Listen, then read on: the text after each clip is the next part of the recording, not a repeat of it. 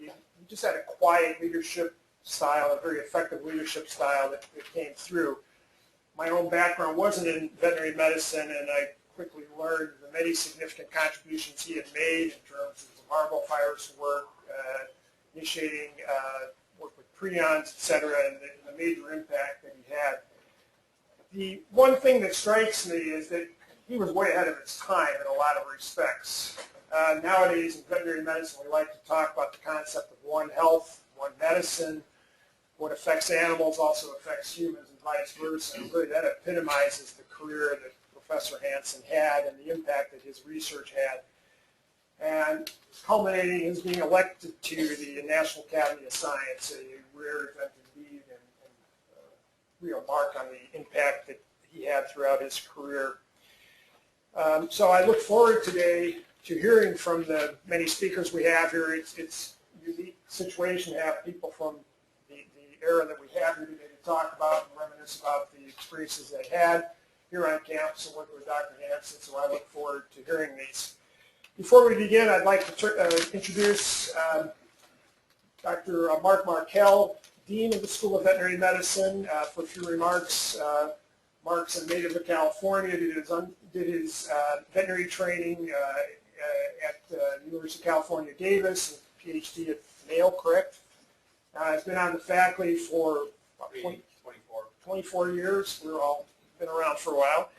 And has been Dean of the School of Veterinary Medicine now for going on 2 years. And I'd like to have him make a few remarks to kick off today's event.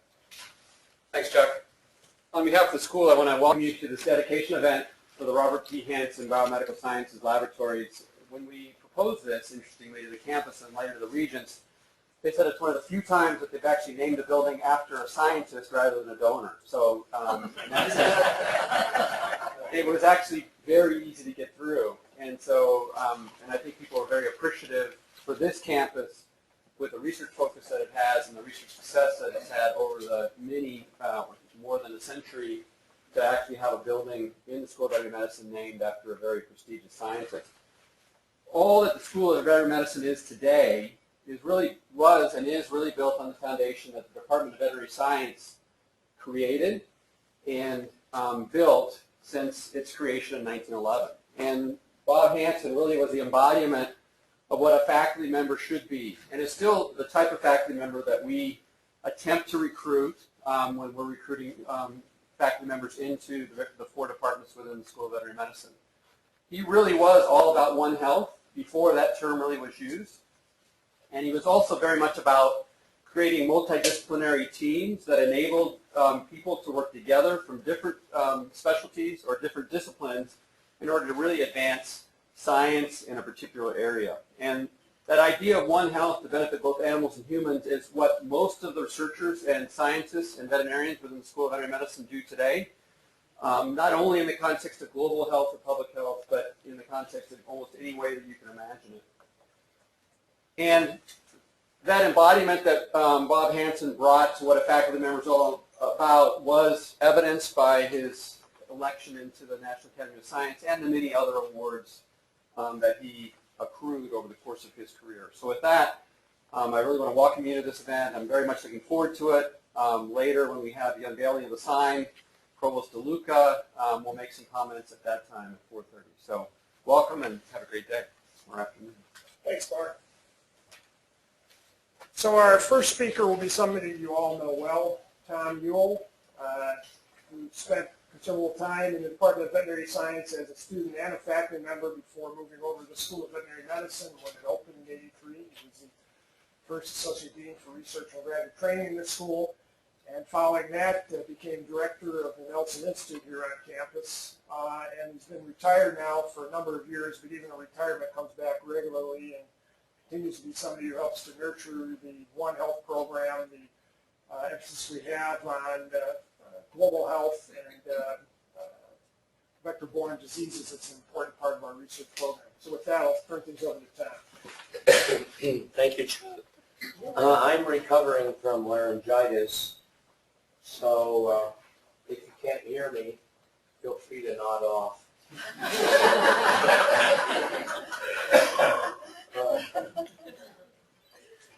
Bob was born on May 14th, 1918, way up in northern Wisconsin in Serrano. And he grew up on a family farm there. And from what I've read and having known him for a long time, I think that experience was really pivotal in his connection with the natural world and how it worked, along with a real sense of curiosity. And I think it was further exemplified when he went to Northland College for his bachelor's degree. He wrote an article, or a column, a weekly column, in the local paper called In Bloom This Weekend, where he told people, what was going to be blooming. And which I think is a really strong indication of his connection with the natural world. Then when World War II came along, he was in the Army with the joint U.S.-Canadian force working on Grosse Ile on exotic animal diseases as part of preparation. And that, I suspect, although I don't know that I ever heard him say so, opened up his vision that there were pathogenic organisms out there that were part of the natural world. And so sort of his vision, holistic vision of the world in which we live, then was expanded. And through those contacts after the end of the war, he came here and did graduate work in the Department of Bacteriology and the Department of Veterinary Science. And the main focus was a theme that ran throughout his entire career, which is Newcastle disease in poultry. And I guess they liked Bob so well, they just didn't let him go. After he got his degree, he was brought into the faculty of Worcester, where he remained for the remainder of his career. I think maybe the best way to summarize his career is kind of by periods of time. So in the 1950 to 1955, he really was very much involved with Newcastle disease and the response of poultry, the birds, to their infections. And I think one of the remarkable things about Bob was, yes, he was focused on Newcastle disease, but as we all know, the world is full of surprises. And so things that pop up that would grab his attention, and he'd focus on them, very often would involve other individuals, particularly graduate students, who would let them go off in new directions. So when he worked on, he worked on diagnostic tests and studies of pathogenicity of Newcastle virus, which it turns out all Newcastle viruses are not the same, in case you're wondering. There are some that are really nasty and some not so. But vesicular stomatitis virus popped up in Wisconsin for the first time. And for those of you who don't love viruses, this produces a disease that looks clinically like foot-and-mouth disease, so it's kind of scary, but it also does unpleasant things to the animals that get infected. So the question popped up was, where did this come from? And in collaboration with the entomology department with Bob Dick, they went out and tried to find it to see if it was being transmitted by insects. So, and about that same time, Eastern echoencephalitis virus popped up along the Wisconsin River Valley. That hardly ever happens in Wisconsin, and it's hardly ever happens since, but it does every once in a while. So again, the question was, what's going on?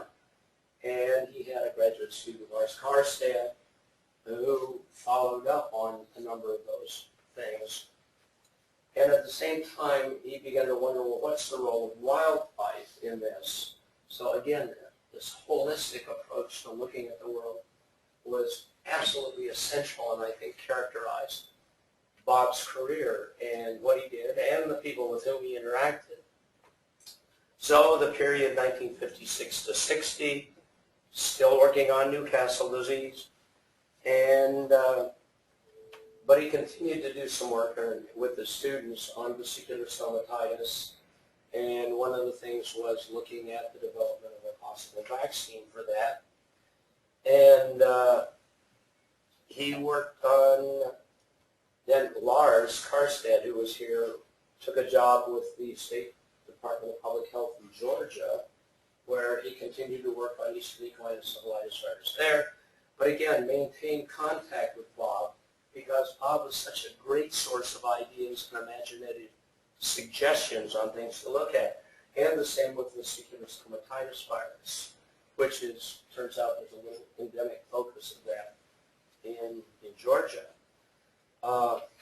Then, during this period of time, the swine producers and the veterinarians that they were working with saw cases of influenza in swine, and this was kind of new. So Bob picked that up and got some students involved in that, and looking at the occurrence and transmission of swine flu. He wasn't exclusively a virus guy because the Department of Natural Resources had an interest in leptospirosis, a bacteria, a disgusting bacteria, in deer, white-tailed deer. And so he had a student who was working at DNR, Dan Trainer, who picked that up as a PhD project. In the period 1961 to 65, he became increasingly interested in the influence that environment had on the relationship between the pathogenic virus and the host that got infected by them. And I guess he must have spent some time in some of the poultry houses, probably in the middle of the summer, where you become rapidly aware of air pollution if you've been in a hot hen house and the effects of things like ammonia. And he wondered, this curiosity, is what effect does breathing that crummy air have on Newcastle disease, which is sort of a super flu for poultry, as a respiratory disease. And so he began working on that. He continued working with students on vesicular stomatitis, virus vaccine development, and that ended up because of his connections in Panama with some field trials of a vaccine in dairy cattle in Panama, which is one of the areas in Latin America where vesicular stomatitis virus is endemic and is a serious animal health problem in dairy cattle. I mean, if you're a cow and you get VSV, you can be in big trouble. Then, down the street in the State Lab of Hygiene that we passed on our bus tour, Wayne Thompson, who was a graduate of the Vet Science Department, isolated the lacrosse virus from the brain of a child who had died in the Gunderson Clinic in La Crosse. And it was the first isolate ever of lacrosse virus, which later turned out to be a significant public health problem in the upper Midwest. And again, the same question is, what's it doing? Where did it come from? And so, although Bob, I don't think he would have said he was the leader in terms of organization, but certainly intellectually he was, because this is about the time that I first became active in arboviruses. And we had an opportunity at that time in about 1961, 62 to piggyback onto studies being done in the Department of Wildlife Ecology looking at arthropod viruses in wildlife in Alberta, Canada. So we sort of went international. And also at the same period interval of time, the fur breeders and their veterinarians that worked with them were having a problem with mink enteritis, and Bob picked that up too. These things seemed to come to him when people had problems because they knew they would get a really positive response and an offer to collaborate. In 1966 to 70, he continued to work on the ones he'd been working on and became increasingly interested in the effects of environment on the host Newcastle virus relationship. And looking at nutrition and air pollution and what effects that had. And at that time, he wrote a very interesting paper called Coke is Dead. And for those of us who work on infectious things, we know Koch's postulates. And he said, well, you know, didn't get it completely right. Yeah, it's kind of right in terms of figuring out what causes disease, but one had to take into account the environmental factors because that could change totally the host response to a particular infection. He continued working on VSD, arboviruses. We had St. Louis encephalitis, which hardly ever gets to Wisconsin, appeared in southern Wisconsin. So again, he just got drawn into that by people in the public health area. And another mink problem appeared with transmissible mink encephalopathy, which is a kind of like scraping of sheep or mad cows to cows, and that was new. And so he, along with his then student Dick Marsh, dug into that and made considerable progress on looking at host strains, neuropathology, and characterization of this strange agent. But again, he wasn't totally confined to viruses, and somebody wanted some help with avian mycoplasmosis, and so he worked on that too. In 1971 to 75, although continuing with his main focus here on the campus, he expanded internationally quite a lot. At that time, we were getting a lot of graduate students from Latin America, and we have some survivors of that period here with us today. And he became an advisor to the U.S. Department of Agriculture and to ICA, which is the Instituto Colombiano de Agropecuaria, which is sort of the Colombian equivalent of USDA ARS, on working on vesicular diseases because he'd been working on BSV. So foot and mouth disease came in. Of course, we never worked with that here on the campus, at least not knowingly.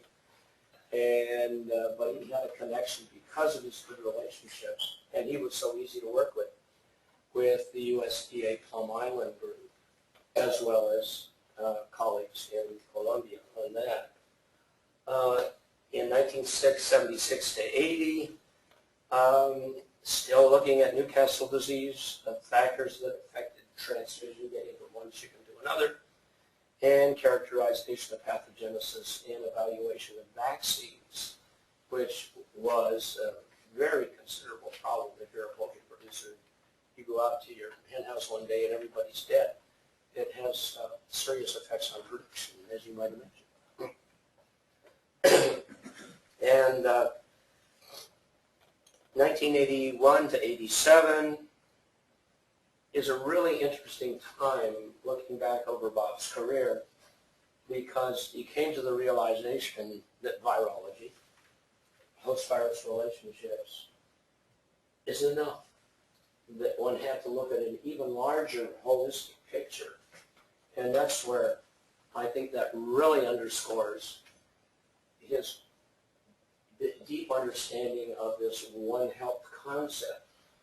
And his contention, and he worked with his wife Martha, who had completed her PhD at that time, and they wrote a book together, and it looked at the holistic approach to animal health and control and prevention,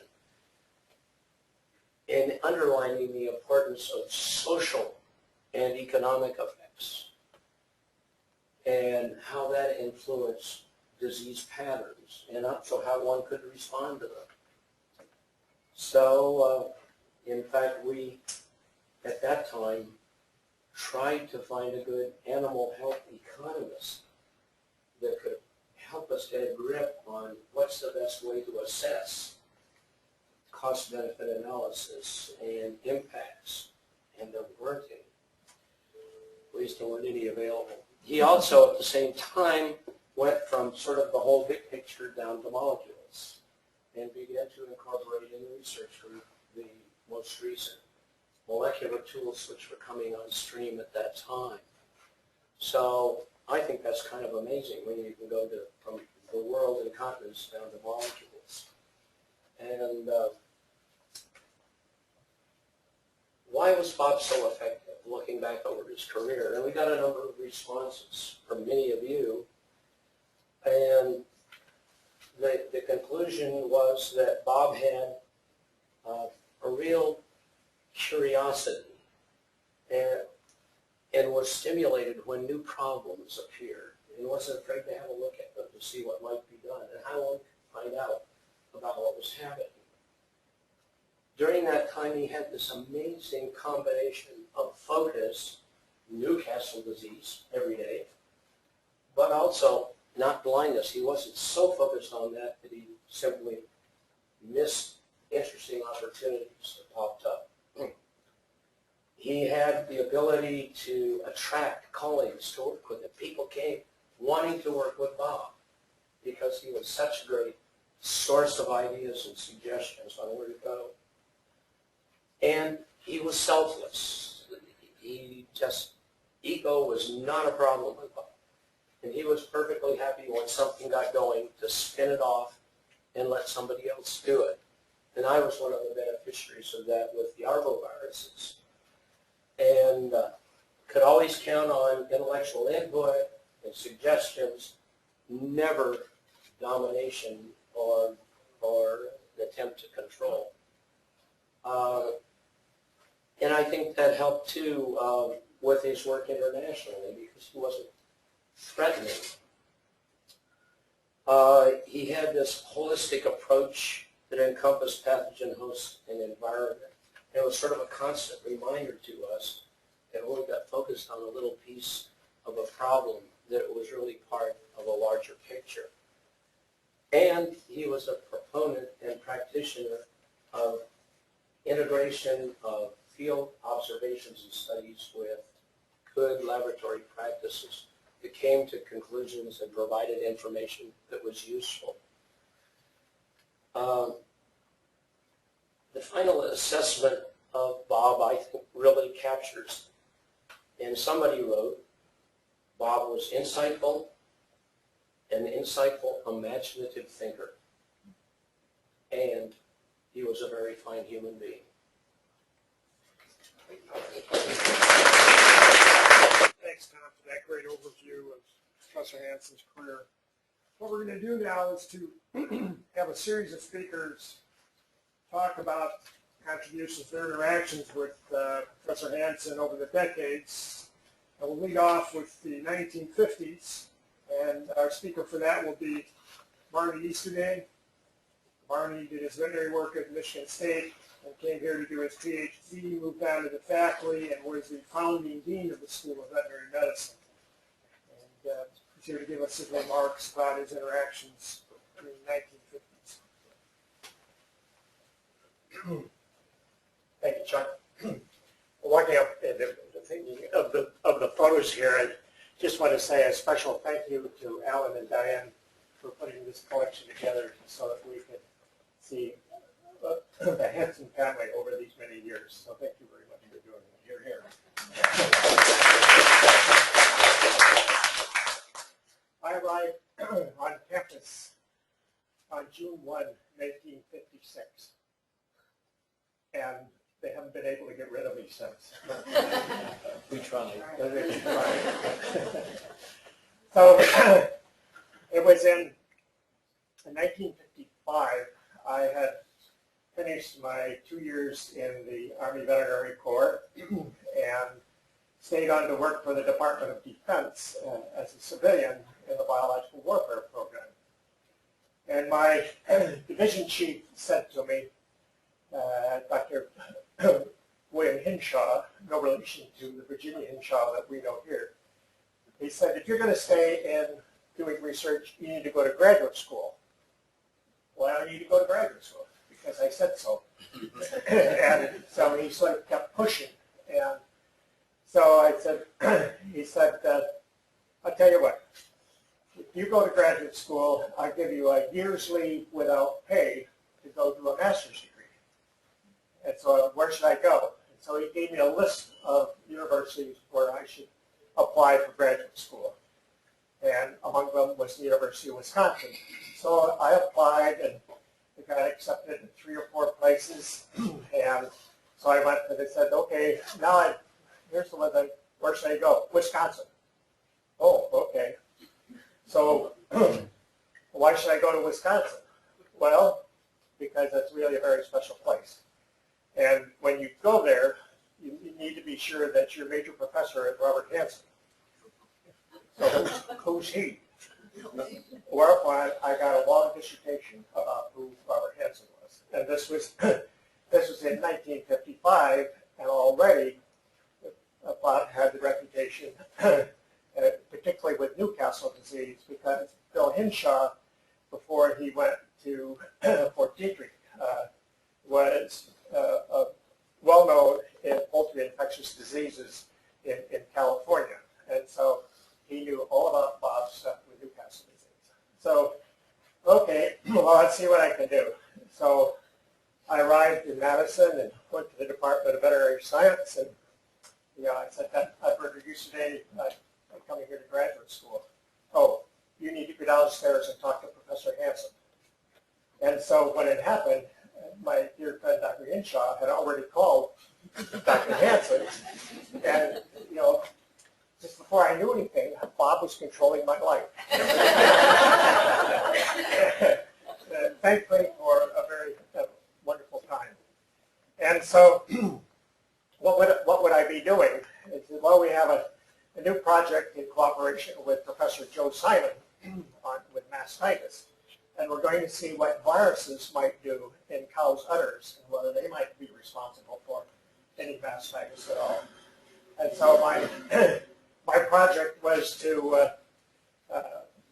try to produce a viral mastitis. And we started out by putting in there into cows' udders the stomatitis virus, vaccinia virus, and Newcastle disease virus. And guess what? The stomatitis virus didn't grow in the cow's udder, but the other 2 did. And so the bottom line was it was all pointed to evaluating a test that was new at that time called the Whiteside test. It's just sort of testing the milk to see sort of what sort of cellular components there might be in the milk as a cause of an indication of mastitis. So that was the project. And so my first course, I arrived in June, and all of a sudden I've got to go to a class, and I hadn't been in a classroom in 4+ years. And the first course was Dr. Smith's immunology. Holy mackerel. If you all remember that, that was a lot of work. And so then by the end of that course, and we got into fall,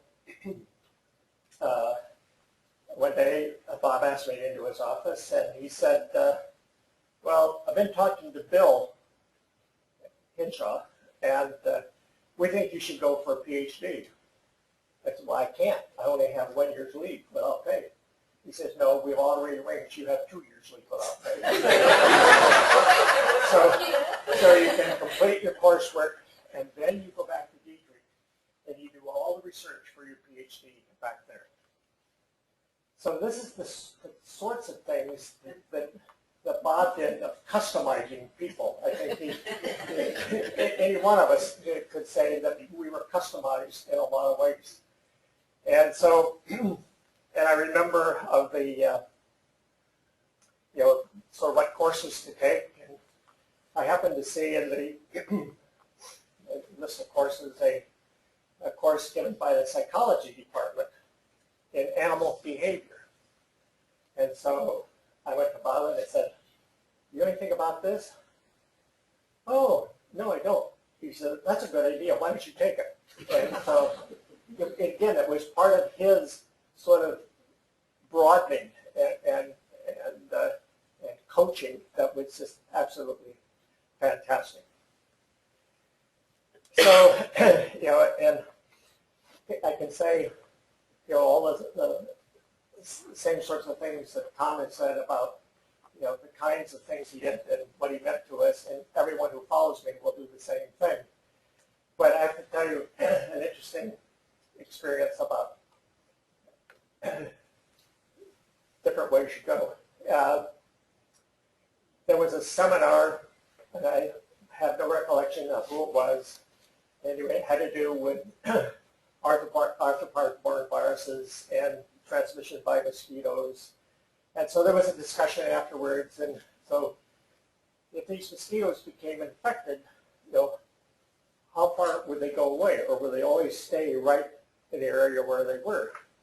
And did the wind blow them and get moved? And how high did they go? And, oh, wow. I had earned my private pilot's license about 2 years before that. And so I said to Bob, maybe we should sample the air at different altitudes to see if we could collect mosquitoes.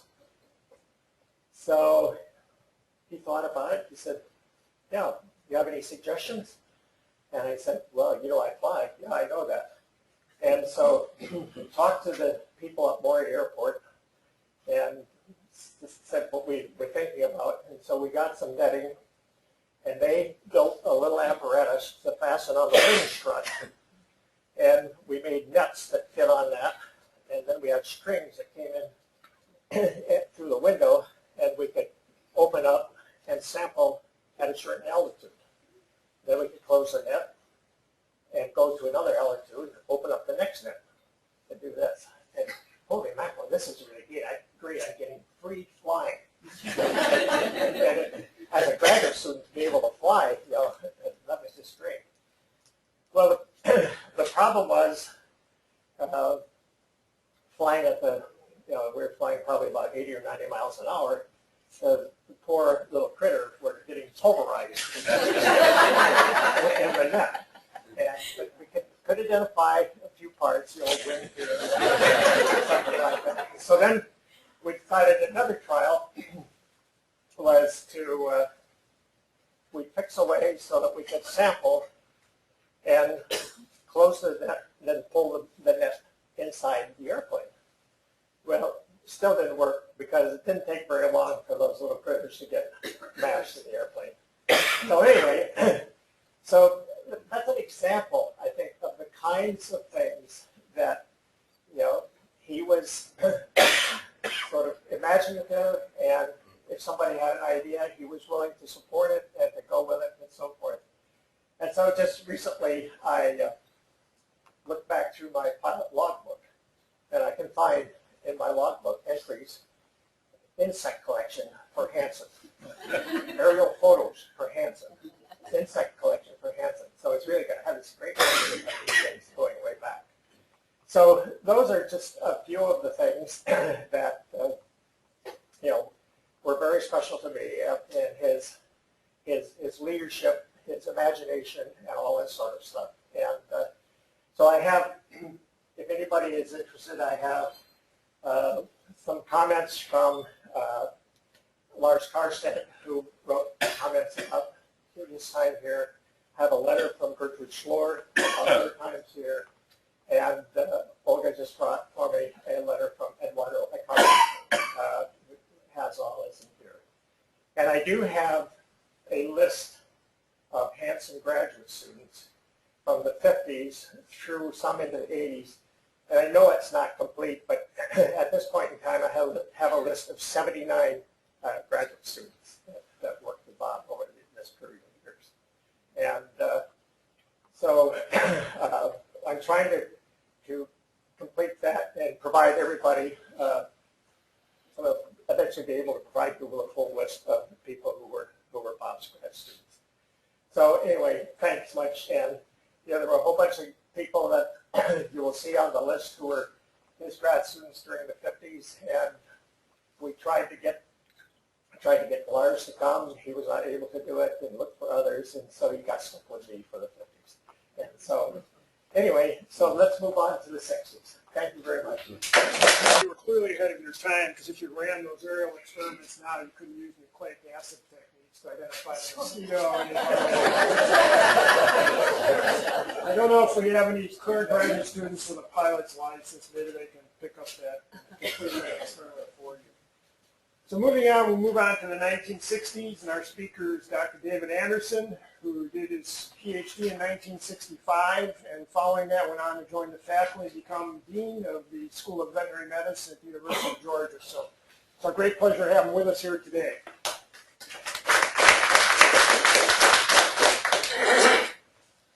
I think I got Tom's disease.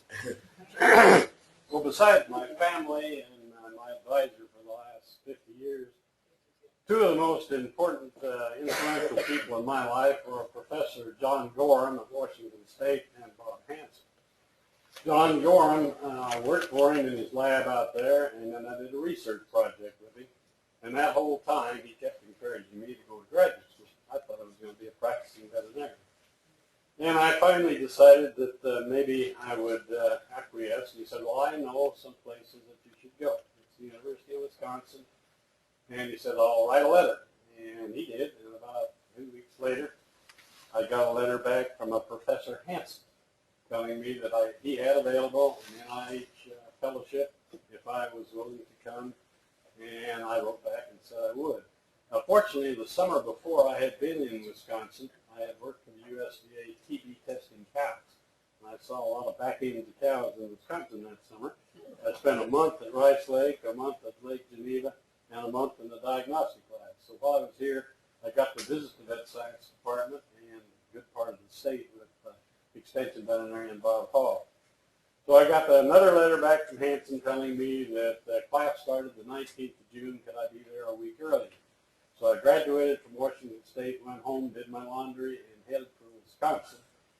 And had my first meeting with Dr. Hanson to decide what my program was going to be. And I quickly learned that when you met with him, you had a pencil and paper in hand. Because things just flowed out of him. He had ideas that I couldn't believe. And he was, as Tom mentioned, interested in the environment. And that was the project he wanted me to work on with turkeys, trying to discover what the influence of ammonia, carbon dioxide, dust, and everything else was on the respiratory diseases in turkeys. And he pointed out to me where the ag library was and where the med school library was, the bowels of which I spent a lot of time in. And he had a memory, to me, that was like Google. He could tell you, now, so-and-so in 58 did this, and if you look in the journal of something, you will find that. And he was right. The environmental influence was carried out, our work was carried out in what was called the meteoropathology building, which you saw out at Charming. And that's where we were raising turkeys, kind of similar to commercial, except on a much smaller scale. He ended that first conversation that day by saying, oh, by the way, the graduate school says you don't have enough credits in physics, and you'll have to take a physics course this summer along with Dr. Yu. So my first graduate school course at Wisconsin was undergraduate physics, but I survived it. At that time, Bob had a cadre of about 12 or 13 graduate students. I was trying to remember names. Alain Bouillon was a French-Canadian, and he was there and sat beside me in the basement down there. He smoked a pipe, and so did I, and at that time you could smoke in the building and you couldn't see across the room. And next door to us was Gertrude Schleyer, who quickly made Christians out of us, and we smoked outside. And of course, Dieter and Gertrude had a few rounds of time or two. I remember Dieter coming out of Bob Hanson's office one day and saying, somebody's got to domesticate that woman. That would have probably got him fired now. Merwin Fry was there. Jaime Stupignan came a little bit later. Lloyd Lauerman, who set the record with Bob for taking the German exam 7 times. We had not a nickname, but it wasn't disrespectful, but Bob Hanson was known as RP. Dr. Easterday was known as Barney, and that was the nickname that survived. But one of the graduate students arrived one day, new graduate student, been here about 2 weeks, went into Dr. Hanson's office and asked him if he would be able to make the arrangements for a prostitute for him. Apparently that was a custom in his country, and his father or his older brother took care of those things. Well, of course, Bob came out and talked to the three of us after the head and said, what do we do about this? Can we take him up and get him introduced to the International Students Program on campus, and maybe he could find another outlet for his energy. After graduation, Bob began to engineer the position, and I spent half my time in the vet science position and half time at the Biotron, the controlled environment facility for both plants and animals. And shortly after I was on the faculty as a new assistant professor, I hadn't even found the executive washroom yet. But Bob called me into his office one day for something else. But anyhow, at the end of the conversation, he said, by the way, now, he said it would be appropriate if you called me Bob. You don't have to keep calling me Dr. Hanson. And then at social events, I'd see him occasionally. And I never knew Bob to drink. I don't know whether he did or didn't drink, but he would usually be carrying around a glass of wine somebody posted off on him. Whenever he'd see me, if mine was empty or half empty, he'd let us switch glasses. I don't know, he thought I needed it, but he just didn't want to be carrying it around. Then, you know, the old saw about academic politics being so severe or so, vicious is because the stakes are so low. Well, I discovered that every year the department faculty voted on who was going to be the department chairman. I don't know if it was every year, Barney, but every so often. Anyhow, I got this ballot, and the discussion went around between Bob and Barney and Dan Trainer and I don't remember who else, but all of our ballots had a little different signature on the bottom. I won't name the individual responsible, but it would be April Smith, April, A.S., A. Smith. Thanks, April. Anyhow, we were talking about this. Apparently somebody wanted to know how everybody voted. Bob's suggestion was, just cut the bottom off the ballot when you send it back in, and there's no code on the bottom. Bob arranged for a postdoc student to work in my lab for a while, Dr. Hitoshi Kawamura from Japan. And we were trying to isolate real viruses from the turkey flock we had out there, and every time Dr. Kawamura said his cell culture, he wound up all kinds of plaques in there. It turned out to be a herpes virus. And that was the turkey herpes virus that now has been used around the world for, 30 years, Charlie, as the vaccine for Marek's disease in chickens. With Bob's blessing, after 4 years, I left Wisconsin to go to Georgia. The Biotron just wasn't getting off the ground. That was where we were going to continue the environmental studies. But it didn't work. The machinery didn't work. The valves didn't work, and you could see the long period of time it was going to take to make it a functional facility for environmental work. So I migrated to Georgia to the Poultry Disease Research Center. Charlie Beard had a good bit to do with that. And I wound up being the editor of the Journal of Avian Diseases for a number of years.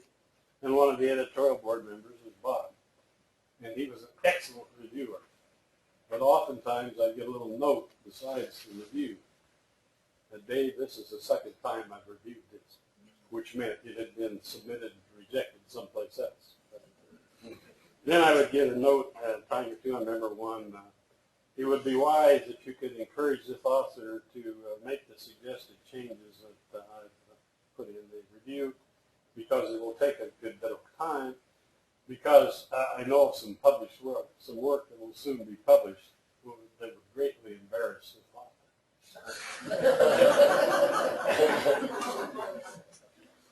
Among the many things that I always admired about Bob was his ability to grow eyebrows, which I couldn't even grow hair. But I see Alan has carried it on very well. Genetics is still important. But to me, Bob was the epitome of the gentleman and the scholar.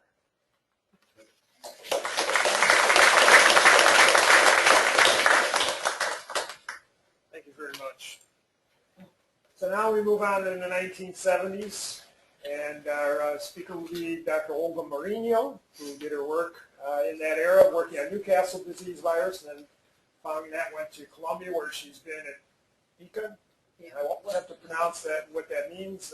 My high school Spanish isn't good enough.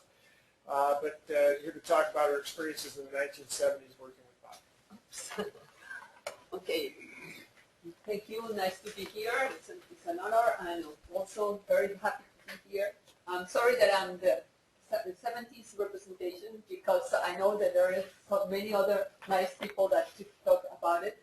But for me also, as all have said, the experience was really, really exciting, because Dr. Hanson was a wonderful person in all the senses.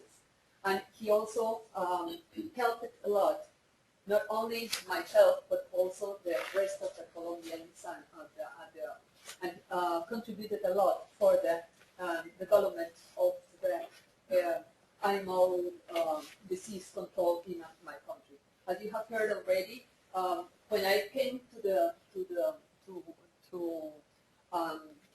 medicine, I was just had a microbiology degree, but was recently working at ICA, Instituto Colombiano de Pecuario, that is the institution dedicated to the control of the disease, the research and control of the diseases by then. And I had a very good experience with my bosses in that time, that were Dr. Jaime Ciprian and Dr. Eduardo Icardi, who were by then the ones that were commanding and having the most important work in the control of the diseases in the country. So I had already a very nice idea of what would be to be in Wisconsin and to be studying with Dr. Hanson. By then, I came here to work in NDV, Newcastle disease viruses, and it was very exciting for me, because I found so many different things that I used to have in my country, but at the same time a nice advisement and a nice orientation on what I should do. And Dr. Hanson made me see different ways of the disease, and the ways to appreciate how the infectious agents work in the animals and to cause the diseases. And he made me to learn or to appreciate how important is the host, how important is the agent, and how important is the environment. In all the ways he made me work in different aspects of those three elements. Of course, I knew how to work the agent by then because of my experience in Colombia, but I didn't know too much about environment and the relations with environment, and also about what the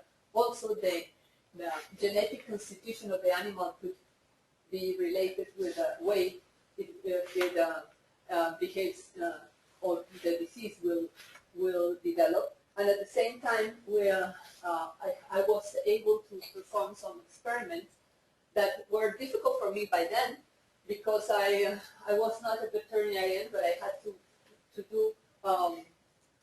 perform some surgical procedures to inovobursectomize in order to get chickens that were completely had the reduced immune response in the cellular way. So I did a lot of experience on that, and it was very difficult for me to perform all these things and to get enough experimental animals to develop a good work. It was a lot of interesting work, and at the same time a lot of ways to see all the different factors that take part in this relation host agent. So it was very, very important for me. I remember how important was also to work with the environmental conditions for the transmission of the virus, of the NTV virus. I had to work at the biotron with those very big and interesting not-obvious cases. And the results of the experiments were very exciting and difficult to understand, but Dr. Hanson always was able to explain and at the same time to get the best from the experiment and from the condition of the experiment and what was the conclusion of it. So I got from him a very good overview of how the diseases behave, all of them. My main point was NDV, but anyway, it gave me a lot of important overview of what to do in the future when I came back to the country. And when I came back to the country, I also found that the institution has many Colombians that were trained by Dr. Hanson's way of mind, and by then the animal health in the country was in a very good position, and there was a very important campaign to eliminate cruel disease, and it has been successful. It was successful already due to all the influence of the different Dr. Hanson students were Dr. Stupinian, Dr. Acardi, Dr. Cesar Lobo, Guillermo Gonzalez. It was a big group that Tom knows very well. Also, some students at the University of Antioquia that did a very nice, important work. So his influence in the country, in the animal health of the country, was very important in all the senses. The practical, and at the same time the way to conceive the disease. So had helped a lot helped a lot for the way we were able to have success in the control of the diseases. In all the senses, it was a great experience. It was very important to see how nice he was in all the senses. He was a wonderful person. He was always caring for his students, and he was also always paying attention to all the problems and trying to solve or to suggest how to solve the things in the best way without imposing anything on the students, and making the student to find what was the right solution, not only just saying this has to be done in this or other way. At the end of my work, I had a problem in my back, so I was having different difficulties for performing all my work, and he helped me a lot in two senses. Since I had to stop working for a while, he helped me with a scholarship or with a support for a research assistant for a certain time, so I could be able to finish my work. And at the same time, he was always suggesting different ways to solve the different problems. And so I was able to finish and to have a good results from my work. It was really an incredible experience, not only for me, and I had seen that same experience in all the Colombians that had that nice opportunity to be with him. After that time, many other, not too many Colombians, but from other Latin American countries in the same period of 1970 came to here, and in every different places that I've been visited, I found some student that was here and that had a very good experience with Dr. Hanson and with the environment in the University of Wisconsin. Veterinary science department was really a very nice environment in all the senses, and from Dr. Hanson's our experience in Colombia was really the best of all. So I'm sorry I am not as good as the rest of of the speakers, but what I want to say is it was the best time, for me and for all the Colombians, and Dr. Stupiñán is here and he can explain even better. And you can see how successful many of the Colombians that were students of Dr. Hanson have been in all the areas. We are very proud of having been with him and having learned from him, and I'm sure it's the same for all of the ones who know him. He was a very nice person in all the senses, and scientifically and in the way he led his students, he really did an incredible job. Thank you. I'm sorry. The connection to research in Colombia continues to this day. One of my faculty colleagues, Jorge Osorio, has a very active research program in Colombia and exchange of students, et cetera. So efforts of Bob established that kind of link continues on to this day and is part of the global health effort here on campus. So moving on to the 1980s, our speaker is John Gustafson. Probably have one of the shorter trips here today, coming from his veterinary clinic here on the southwest side of town. But it's a pleasure to have John come up and talk about his experiences with Bob in the 1980s. Thanks, Chuck. I'd like to thank the committee for this opportunity to show my appreciation to Dr. Robert P Hanson for all the help he gave to his many students in our classes during the 1980s. This invitation reminded me of an actor-author, Gary Oldman, who wrote a book titled, "I Never Told My Father That I Loved Him." I believe my story is but an example of how Dr. Hanson influenced, helped, and loved his students through the years. After I completed my undergraduate degree in bacteriology, it was Dr. Hanson who encouraged me to continue studying toward a master's degree in veterinary science. I completed that degree in 1981 as one of Dr. Hanson's graduate students. I'm going to back off briefly from my prepared speech to talk about what I did with Dr. Hanson. As Dr. Hanson was always interested in his studies in Newcastle disease virus, I worked in particular on the mechanics of transmission, with the hope that we could use a vaccine strain, infect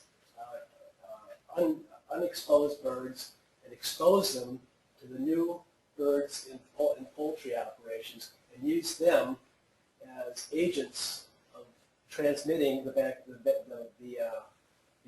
vaccine virus, the lentogenic strains, to use them as a source of vaccine. And I was inspired by Dr. Easterday's talk about how he flew his plane trying to catch mosquitoes at high velocity. I spent 3 years trying to eliminate air turbulence so I could transmit these things, transmit this virus in a contained area efficiently. And my problem is getting rid of that air turbulence that you were talking about. Many frustrating days at Charlevoix Farms. The 80s were still a turbulent time, and my group was an imaginative bunch of guys and gals. We tried some things while working in the lab that may not have pleased Dr. Hanson and his staff. However, reflecting upon it, he knew what we were doing. This was typical of his hands-off approach to training his students. He allowed us to learn by our own mistakes. When we realized our mistakes, we would talk through, discuss how our plan was flawed, how it should be planned to avoid mistakes, and how it should be carried out. This practice helped achieve critical objectivity in approaching various problems in a laboratory setting and in life. Since the University of Wisconsin did not offer a veterinary medical program at that time, Dr. Hanson helped me to apply to several other schools. I can remember one instance in general when I was just finishing my master's degree, and he wanted me to continue going on to complete my PhD. And I had to tell him that I was really interested in getting into veterinary school and getting a veterinary medical training. And I can remember at that point, now one day he pulled me into his office and he said, "When are you going to grow up? Well, why don't you continue what you're doing now?" And, you know, we talked about that for you know, like we talked about it for a couple of days, and then he pulled me back into his office. Like, "What are you thinking?" And I said, "I want to pursue a veterinary medical degree." So he went on to help me to apply to several other schools. It's a long, hard process. In the spring of 1981, I was accepted to Iowa State University at Ames. I headed west with only enough personal finances to cover the first semester. Having been accepted too late to apply for financial aid, Dr. Hanson was extremely instrumental in helping me to secure grant money to complete the second semester of that first year. I was then able to qualify for my final 3 years through a federal student loan program.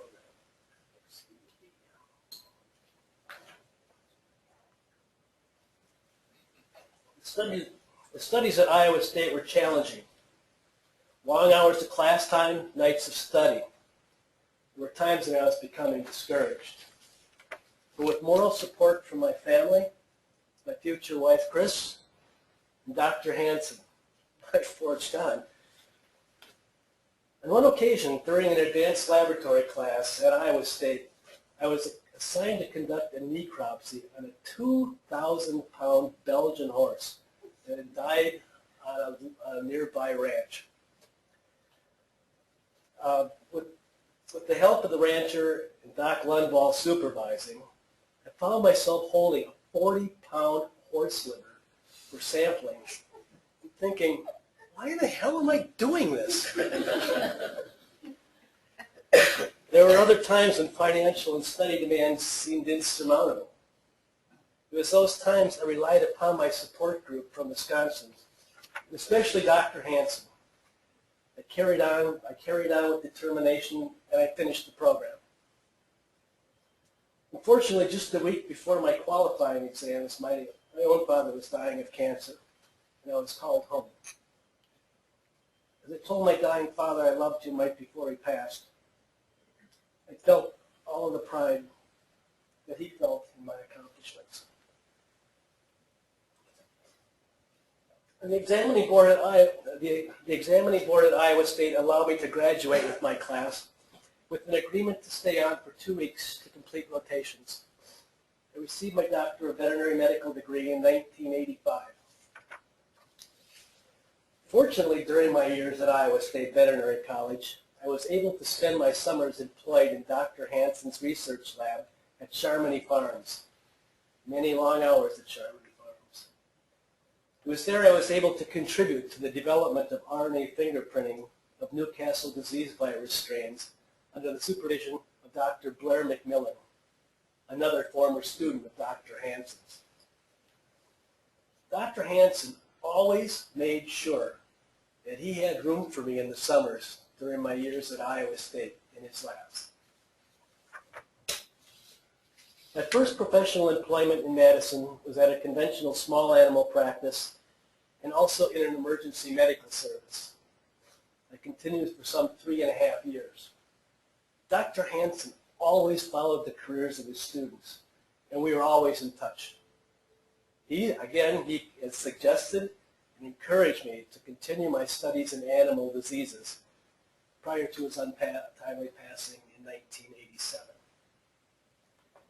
In 1989, I began pursuing a PhD program under Dr. Betty Burgess in the Department of Pathobiology at the University of Wisconsin in the School of Veterinary Medicine. We worked in the area of the pathogenesis of Lyme borreliosis in canids. I received my doctoral philosophy degree in 1993 and then immediately entered into a postdoctoral research position, yet under another one of Dr. Hanson's students, Dr. Richard Marsh. God bless. As former students from different decades, shared many fond memories. When my academic pursuits were completed, I opted to return to my original dream of opening my own veterinary practice. After paying back all my student loans, I continued planning toward opening my own clinic.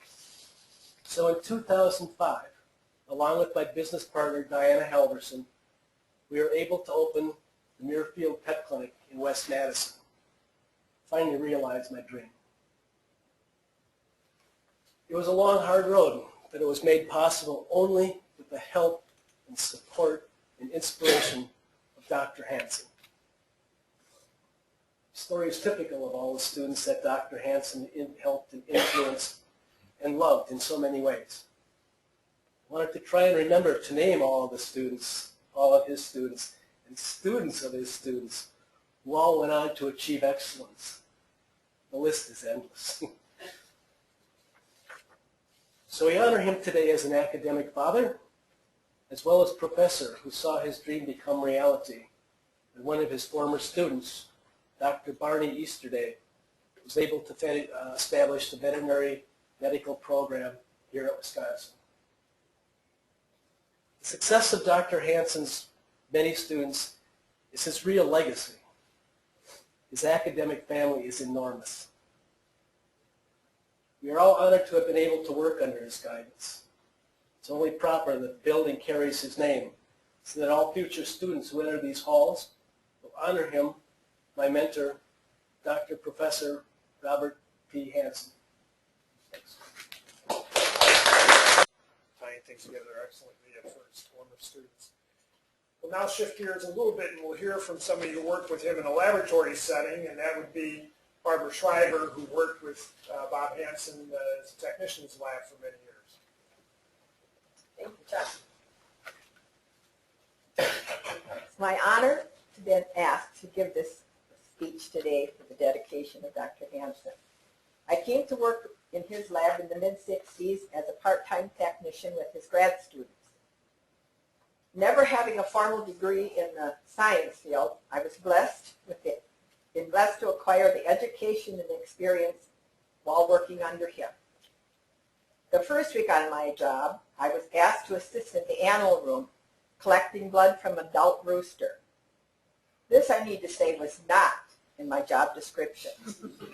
No one but me knew that I had a childhood trauma with an adult rooster. I said nothing, however, but tried to calm my nerves and proceed with the task at hand. A short time into the procedure, however, the rooster started to vocalize and flap his wings, and I started to scream and threw up my hands and knocked the tubes out of him and started running out of the room, knocking over an animal room student. And as I was running in fear for my life down 3 flights of stairs, I was thinking, oh God, I just started working, I'm going to get fired. Well, when Dr. Hanson heard the story, he laughed and he said, a farm girl afraid of chickens? I guess you better find somebody else to do that part of the job for you. Saved by his kindness. I did find somebody else, and life went on. My next few years were spent with his students from many parts of the world. Well, that was an education in itself. 2 of them are sitting right here. I learned so much about the world from them. And I was given my first airplane ride ever to Bogota, Colombia. In 1979, I went through a very dark time in my life and was blessed with the compassionate side of Dr. Hanson. He helped me upgrade my part-time position to a full-time, enriched my life, and kept it in a positive light. Again, I appreciated his kindness. The last 15 years of my career, I worked closely with Dr. Joseph Skeleton, who was Dr. Hanson's assistant. However, Dr. Hanson was always nearby as input into our work and give us advice. The retirement of Dr. Skeleton and the untimely death of Dr. Hanson ended my career, what it was at that time known as vet science. It was 23 years of a very rewarding career, and I'm pleased to know that this building will now be called the Robert P Hanson Biomedical Science Laboratory. Thank you. We've heard from a number of speakers and heard quite eloquently how Bob Hanson influenced their lives, had a pivotal effect on their careers and their lives, and the gratitude they have for that. And for people who worked with him in his laboratory. We'll now move on to hear from faculty colleague of Dr. Hanson. That's Professor Milt Sunday. We've heard from other people who have been here on campus for a long time. Milt is another one of those. Arrived here in 1947, was active on the faculty until 1987. In the Department of Poultry Science, including quite a period of time as chair of that department. And I learned here today as well that he actually earned his PhD working with Conrad Elveum, the Elveum Museum here in town, and the chair of the biochemistry department in days gone by. So it's a pleasure to have Milt here with us this afternoon. Well, thank you very much. It's a pleasure for me to come and say a few words about Bob and his relationship with the rest of the people around. I had got to know him soon, shortly after he got here, and we used to visit back and forth. And Arlie Todd was another one over there, and I used to visit between those two guys. I'd visit with a lot of the time with them. But we published some papers together, and I thought might be of interest just to read one or two of them, just to realize what we're messing with. Value of methionine and valine on growth and antibody production in chickens infected with live or killed Newcastle disease virus, by one of the guys from his department and our department. And then there's a total of 3 of them, but they all relate to Newcastle disease in one form or another, and in some amino acid, or this is an antibiotic or valine, and another was methionine, and so on. But any number of these things. So we were involved pretty closely, but I also used to talk to him a lot. And one time he told me, he said, "Say, I'm trying to help a company that's raising some broilers down near Chicago. It's in it's down at Lake Geneva." He said that he owns some fancy property there, but he's also a big shot in another business. I think it was electronic or something or other. And he said, but he's got a whole bunch of chickens, and he markets a bunch in Chicago, and he has his own store downtown Chicago to sell the chickens after they're dressed. So we'll get out and see him, and he'd been helping him some with the vaccination program and so on. So he finally says to me, "Well, I think you should go down there with me, and maybe we'll come up with a feed formula for them." So I said, "Well, I'll make up 4 diets.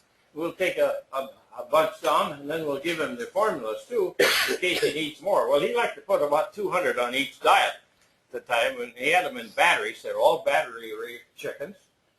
And he had his own shop to kill them all. And he also had a son and a daughter. And so he named his farm Vallow Will. Vallow was the name of the girl, and Will was the name of the boy. So that's why the chicken farm was named that. And it was pretty nice setup. And I got down there the first time, and well, I'm not used to sitting at a table that made of glass and seeing my feet down underneath when reading. And so this bothered me some, but I put up with it best I could. Well, he said, "We need this diet." So we got him down there, and we got him going on the experiment, and we went down to weigh them when they're 4 weeks old, because we wanted to do these things right. Get down there. Holy smokes. He had looked at the chickens, and he knew there was some difference in the way they were growing. So he put his whole farm on one of the 4 diets, just like that. And that was what we got to know about him very quick. He would change his mind pretty dang fast, and he had the ability to do it. He also had technician people around that were pretty sharp too, but it was quite a farm. But Bob had a lot to do with it, because he was the one but he was working on a different problem. But he and I used to sit and laugh about this guy. And we went away. They were already been weighed all right, but he was interested in getting going with it real quick. And so that was the way he did business. And I think his commercial business probably was like this too. And he had about 100 acres there right along Lake Geneva, and his house was right up against the lake, and that boats come in, to the pier and all he had a pretty nice little shack there. And anyway, this is my experience with Bob and one of the first guys. But I used to work with him quite often with somebody or other around the state, and different kinds of things. But this is probably wildest one, and I thought you might as well hear the best or the worst, whatever you think about it, one way or the other. But he used to do a lot of nice things for the poultry industry and also the swine industry. I know he worked with them a lot way over there. And I'd get him to come over and talk to our management class once in a while, and that way he kind of was helpful. But we had I had 2 different students with him, and over the years, and they had come up with about three of these papers. But he understood production. He understood a lot of things, and he was really a big help for many, many people in the state. And I know with the swine industry, the same thing would I have to say the same for them, because they depended on his enzyme work and his various disease work. And he was very, very good to us in many, many ways. I used to also deal with some other groups that had somewhat similar kind of experiences, but Bob's experiences with Bob were always good. He always come up with what I thought were reasonable. You know, not everybody in the university is very reasonable. There's few. There are a few strays that really don't really fit in, and they don't plan to fit in because this makes them more distinctive and more something or other. But it was always fun to do that, and we had all of these various vitamin D type experiments that we also ran along with him in some of the work. And so Bob Hanson was a guy not only helped many other groups, but he helped the poultry people a lot. And I know the animal science people felt the same as I did about a number of these things. So you folks having him as a partner for a long time was well worth it. And thanks very much for listening to this little bunch of baloney. Anyway, very good. I especially enjoyed sociological characterization of academics. It's all nice. That continues to be true. That wasn't restricted in the early days. So we've heard to quite an extent of the breadth and depth of Bob Hanson's research and activities got involved in, and an emphasis on the viral diseases, but moving in other areas as well, and perhaps the most unusual infectious agent worked with, and he was pioneer in with the prion diseases. And to share some of his experiences there, we have Dr. Dieter Berger, who did his PhD work here, and then was on the faculty at the University of Munich, and he's here today to talk to us about his experiences working with prion diseases with Bob Hanson. So if you could join us forward, please.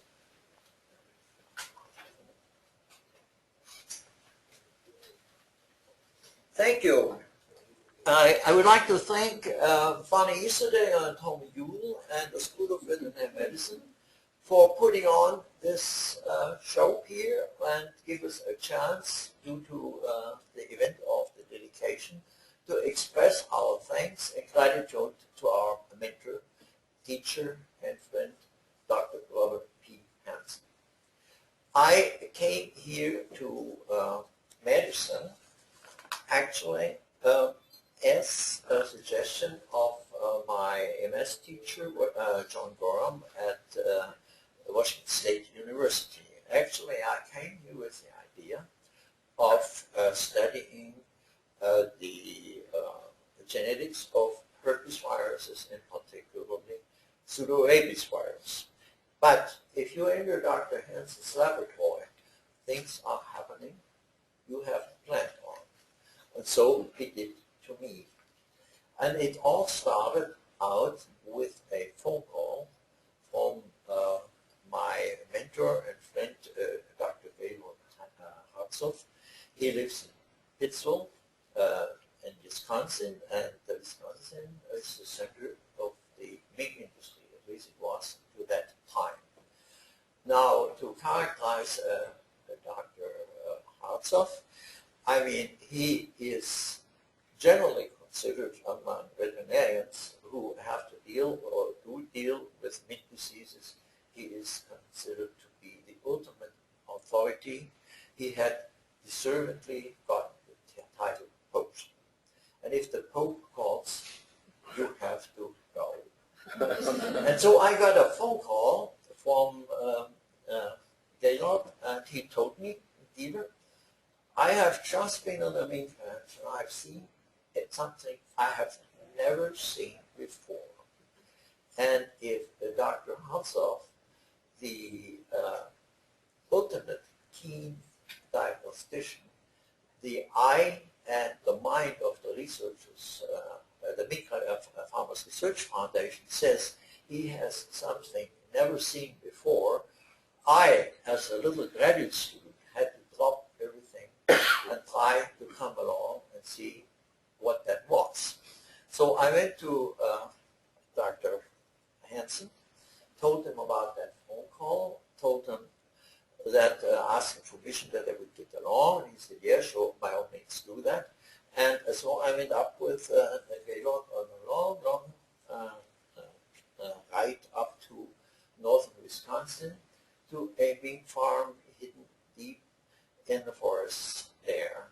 And what we found there were about, it was May. I got to tell you a little bit about mink farming. Mink have one breeding season, that is March. And so they are only mink on a farm. They are either 1 or 2 year olds. There's nothing in between.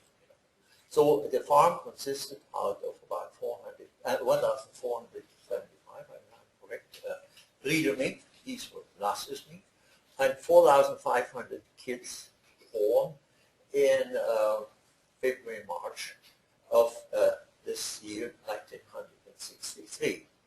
And now there was something very funny or interesting, because among the adult mink, we saw some illness, and that was a neurologic disturbance that showed ataxia and some kind of mobility problems, and so forth. A few were dead.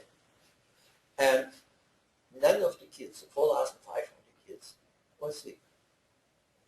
And that should continue that way. During the next 3 months, to tell you sorry right away in completion, all 1,700 adults died, and all 4,500 kids stayed healthy. Even a brilliant diagnostician like Dr. Hanson was a little bit puzzled what that means. Now, he asked me, well, why don't you look a little bit into it? Again, I went to Dr. Hanson, and I got his permission.